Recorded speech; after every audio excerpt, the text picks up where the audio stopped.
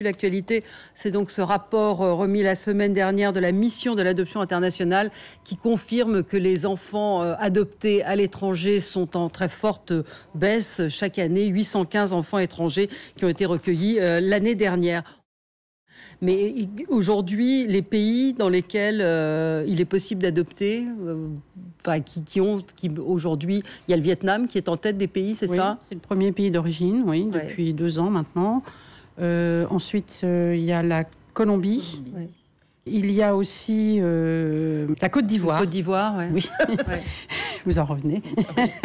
La Côte d'Ivoire, en troisième plan. 4e rang, la Russie, qui a longtemps été notre premier pays d'origine, jusqu'en 2013. Mais qui, après, s'est fermé. Après la crise avec la Russie, on redémarre sur de nouvelles bases, mais avec des chiffres sensiblement moins importants. Madame le ministre, nous sommes sur un article qui traite effectivement des droits de l'enfant.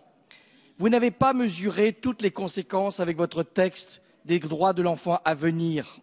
Votre étude d'impact est incomplète et n'a pas mesuré toutes les conséquences une fois de plus.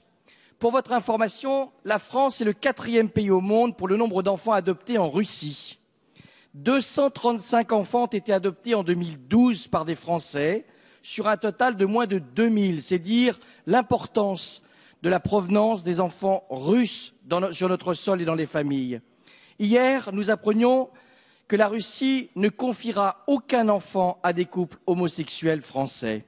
Mais aujourd'hui, nous apprenons que votre projet non seulement va pénaliser les futurs couples homosexuels, mais il va pénaliser tous les candidats à l'adoption, puisque les autorités russes viennent de dire qu'elles vont demander un amendement à l'accord bilatéral franco-russe sur l'adoption. Cela veut dire quoi? Ça veut dire qu'après l'arrêt des adoptions des enfants russes pour les Américains, qui a été décidé il y a quelques semaines, la France risque de perdre toutes les adoptions en Russie à cause de votre texte. Alors, madame, vous vous basez en disant nous allons donner plus d'égalité, mais vous allez aussi créer plus d'injustice. Et c'est la raison pour laquelle nous voterons ces amendements. L'adoption d'enfants russes par des couples français, remise en cause par Moscou. Vladimir Poutine souhaite modifier les accords établis entre les deux pays suite à la légalisation du mariage homosexuel.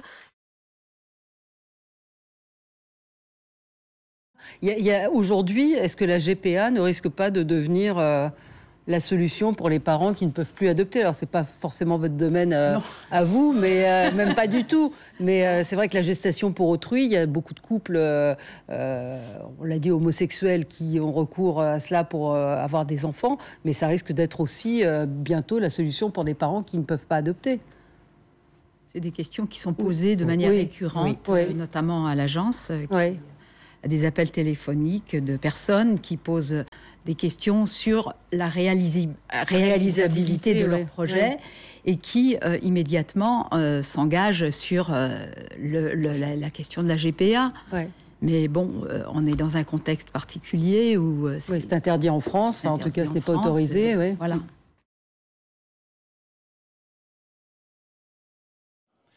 Je reviens sur le problème de l'adoption.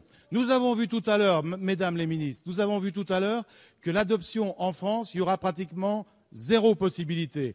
Nous avons vu que l'adoption pour les homosexuels à l'étranger, il y aura pratiquement 0 possibilité. Donc, pour les homosexuels, la seule solution, ça sera la conception médicalement assistée. Il n'y aura pas d'autre possibilité de créer des familles quand on voudra créer une famille homosexuelle. Alors on ne peut pas faire cette loi et être en même temps contre la conception médicalement assistée, contre la procréation médicalement assistée et surtout contre la gestation pour autrui.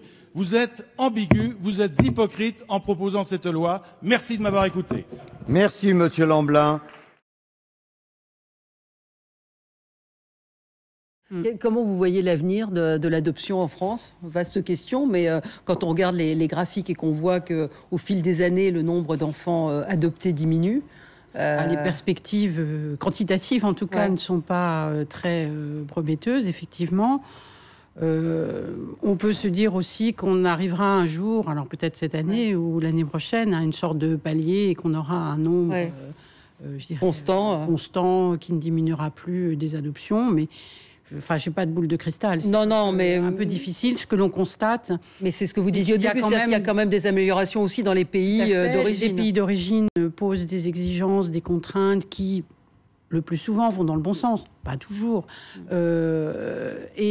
Et on doit en tenir compte, on doit respecter de toute façon. Donc il est vrai que de manière tendancielle, l'adoption internationale devient plus difficile, et aussi du fait du profil des enfants. Ouais.